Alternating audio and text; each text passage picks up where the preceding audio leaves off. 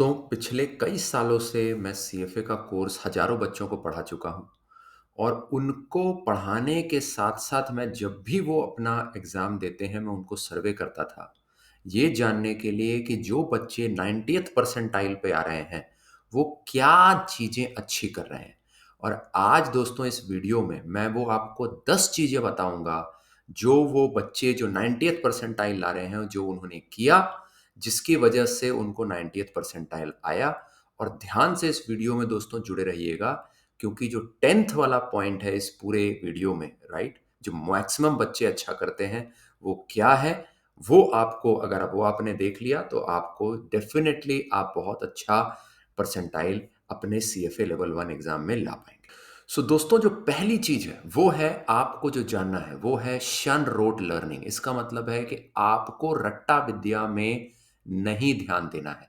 बहुत सारे Indian students we come from a background in which we are prone towards memorising thing rather than learning things conceptually.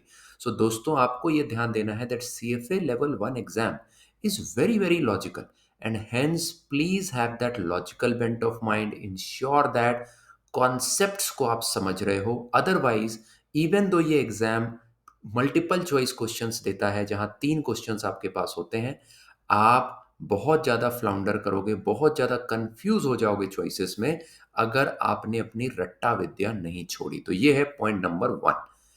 Point number 2 दोस्तों, CFA level 1 हो या level 2 हो या level 3 हो, हर एक टॉपिक जरूरी होता है। Generally friends, as Indian in the Indian academic system, we are generally oriented towards law of average. What is law of average? हमें लगता है कि अगर जो है हमारे पास 10 सब्जेक्ट हैं, उसमें जो है यार ये 5 सब्जेक्ट यार अपने को अच्छे से आते हैं, इसमें अच्छा कर लो, इन टॉपिक्स को छोड़ दो, एवरेज जो नंबर है वो तो आ ही जाएगा और उससे हम पास हो जाएंगे।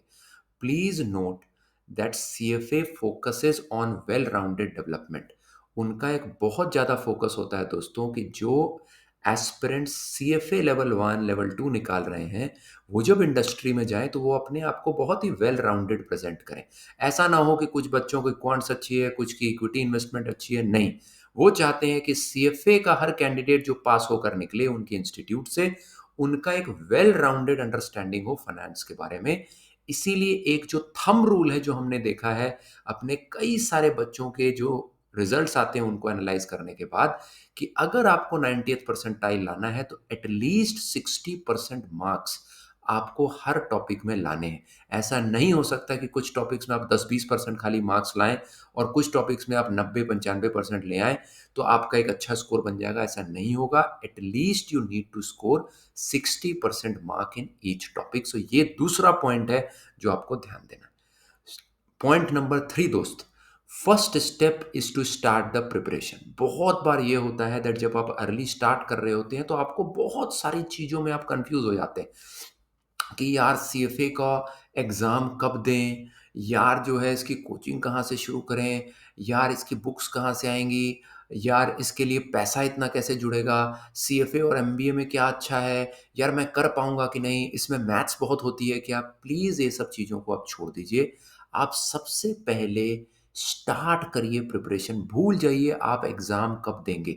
Generally in our Indian academic system, हम एग्ज़ाम की जब डेट आती है दोस्तों, फिर उससे पीछे बढ़ते हैं कि चलो भाई अब जो है ना, अब हम तैयारी शुरू करते हैं।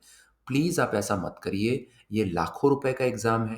दूसरा, ये हर 3 महीने में ये एग्ज़ाम होता है, तो आपको ये चिंता नहीं करनी है कि ये एग्ज़ाम डेट चली जाएगी तो आपका पूरा साल बर्बाद हो जाएगा। Do not worry about the exam date. Start your preparation first. Break your inertia, break your status quo bias, start your preparation। 3 months into the preparation you will get to know very objectively कि आपकी preparation कैसी जा रही है, आप कितना time दे पा रहे हैं। इस मोमेंटम के बदौलत आपके ये टॉपिक्स कब तक खत्म होंगे, एंड हेंस उसके हिसाब से जो 4 स्लॉट आपको सीएफए देता है, फेब, मई, अगस्त और नवंबर, उनमें से कोई भी एक slot as per your preparation आप सेलेक्ट कर सकते हैं। और इसमें कोई भी घबराने की बात नहीं है। Each one of you will have a very different journey, friends. Some of your friends will give it in the May attempt, others will give it in August. कोई चिंता नहीं, आपको भेड़-चाल में नहीं पड़ना। अगर कोई आपका दोस्त मई में दे रहा है, उसको देने दीजिए। हो सकता है उसका बैकग्राउंड, उसकी प्रिपरेशन मई के लिए उपयोगी है। बट अगर आपको लग रहा है आपकी प्रिपरेशन के बेसिस पे कि अगस्त में देना है, तो आप पहले प्रिपरेशन शुरू कीजिए। प्रिपरेशन के बेसिस पे आप डिसाइड कीजिए आपको कब देना है। So point number 3, first start your preparation. Point number 4 कि सर ये तो सही है, स्टार्ट कहाँ से करें? तो यार श्वेज़र करके एक किताब आती है जो कि बाइबल है सीएफए के लिए। जब से मैं दे रहा हूँ एग्ज़ाम, मैंने 3 लेवल्स 2010 टू 2012 में निकाले थे। जब मैं एमबीए की तैयारी आईआईएम इंदौर में कर रहा था, उस समय मैंने श्वेज़र करके एक बुक्स आती है जिसका पायरेटेड वर्ज़न इंडिया में आता है, राइट? वो आपको बहुत ही सस्ते दाम में ₹2500 में मिल जाती है। आप अगर सर्च करेंगे गूगल पे तो आपको बहुत सारे वेंडर्स मिल जाएँगे। और साथ ही साथ जो है आपको ये वेंडर्स अमेज़न और फ्लिपकार्ट पे भी मिल जाएँगे, जहाँ पर 2000 से ₹2500 की ये किताबें आ जाएँगी, जिसके थ्रू आप बहुत ईज़िली प्रिपरेशन कर सकते हैं। नंबर 5 दोस्तों, मोमेंटम इज़ द की। बहुत बार ये होता है कि शुरू-शुरू में आप बोराते हैं, मेरा वीडियो वीडियो देख लेते हैं या कहीं अपने दोस्तों से सुन लेते हैं, आपको बहुत ज़्यादा मोटिवेशन आ जाता है। अब आप बोलते हैं भाई आज तो मचा देंगे, और आप जो है लगातार जो है 1-2 हफ्ते तो बहुत अच्छा पढ़ते हैं, उसके बाद आप मोमेंटम खो देते हैं। फिर क्या होता है, महीने भर तक आप किताब ही नहीं उठाते हैं और फिर रियलाइज़ करते हैं कि अरे यार अब तो जो है बहुत पुराना भी जो पढ़ा था वो भी भूल गए। तो ध्यान दीजिए दोस्तों कि सीएफए लेवल 1 का जो एग्ज़ाम है, उसमें 10 टॉपिक हैं। इसका मतलब करिकुलम वास्ट है। हेंस आपका एक मोमेंटम इम्पॉर्टेंट है, क्योंकि एक टॉपिक दूसरे टॉपिक के साथ जुड़ा हुआ है। जैसे टाइम वैल्यू ऑफ मनी जो आप क्वांटिटेटिव मेथड्स में पढ़ेंगे, वो आगे जाके फिक्स्ड इनकम में, इक्विटी इन्वेस्टमेंट्स में यूज़ पड़ेगा उनकी वैल्यूएशन के लिए। तो हेंस एक मोमेंटम इम्पॉर्टेंट है, ताकि आप एक कड़ी से दूसरे कड़ी से तीसरे कड़ी में जाएँ। हैविंग सेड दैट, इसका मतलब ये नहीं है कि ये सीए या आईआईटी का या यूपीएससी का एग्ज़ाम है कि 10-10, 12-12 घंटे पढ़ने। जो मैंने देखा है दोस्तों, अपने अगेन जो हमारे स्टूडेंट्स क्वालीफाई करते हैं हर साल, उनका सर्वे करने से मुझे जो पता लगा कि यार एक थंब रूल हम लोगों ने बनाया कि 90 मिनट्स फॉर 6 मंथ्स। अगर आप हर दिन 90 मिनट्स दे रहे हैं 6 मंथ्स के लिए, तो ना केवल आप करिकुलम बहुत अच्छे से प्रिपेयर कर लेंगे, बट बहुत अच्छे से मॉक एग्ज़ाम्स की रिवीजन करके बहुत शानदार तरीके से अपना एग्ज़ाम दे सकते हैं। हाँ, अगर किसी कारणवश आप 90 मिनट्स नहीं दे पा रहे हैं, आप ग्रेजुएशन में हैं, सीए की तैयारी कर रहे हैं, एमबीए में हैं, जॉब कर रहे हैं, तो एटलीस्ट 45 से 60 मिनट तो निकालिए ही निकालिए। और अगर दोस्तों आप इस एग्ज़ाम को लेकर, इससे आगे एक्स्पोनेंशियल करियर को लेकर एक्साइटेड हैं, तो मुझे नहीं लगता 45 से 60 मिनट निकालना पूरे दिन में बहुत डिफ़िकल्ट है। तो please momentum is the key. 90 minute 60, 90 minutes 6 महीने के लिए लगता है, ये थंब रूल है सीएफए लेवल 1 को प्रिपेयर करने का। बट अगर आपको ये टाइम नहीं मिल पा रहा, तो एटलीस्ट 45 से 60 मिनट डेली दीजिए। नंबर 6 दोस्तों, कि टॉपिक्स जो हैं सीएफए लेवल 1 के, चूँकि कंसेप्चुअल हैं, तो मैंने ये देखा है कि अगर आपका बैकग्राउंड फाइनेंस का नहीं है, या फाइनेंस के लिए नए हैं, या आपको ज़्यादा ऐसा एक्सपीरियंस नहीं है फाइनेंशियल वर्ल्ड में, तो कुछ टॉपिक्स हैं जहाँ पर आप अटक जाते हैं।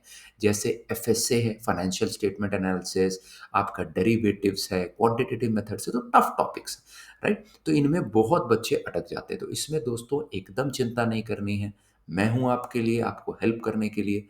मैंने पूरी सीएफए लेवल 1 की सीरीज़ बहुत ही प्यार से प्रैक्टिकल एग्ज़ाम्पल्स के साथ बना रखी है, जिसका लिंक आपको डिस्क्रिप्शन में मिल जाएगा। आप वहाँ जाइए, देखिए, बहुत सारे डेमो सेशंस हैं। आप देखिए मैं कैसे पढ़ा रहा हूँ। अगर आपको अच्छा लगे, तो आप उसको एनरोल कर सकते हैं बहुत ही नॉमिनल प्राइस पे, ताकि आप बहुत ही कंसेप्चुअल अंडरस्टैंडिंग के साथ, प्रैक्टिकल एग्ज़ाम्पल के साथ इसकी तैयारी कर पाएँ। उसके अलावा दोस्तों, इसमें आपको मैंने एक्सेल भी सिखाया है, ताकि आप खाली एग्ज़ाम रेडी ना हो, जॉब रेडी भी हों। तो इनके बदौलत, practical example plus Excel learning के बदौलत, आप बहुत ईज़िली हमारे थ्रू प्रिपरेशन कर सकते हैं। तो do give it a shot.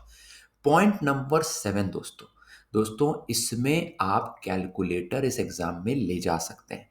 But इसमें फाइनेंशियल कैलकुलेटर लगता है, जो नॉर्मल हम आज तक कैलकुलेटर चलाते आ रहे थे, वो कैलकुलेटर नहीं लगता है।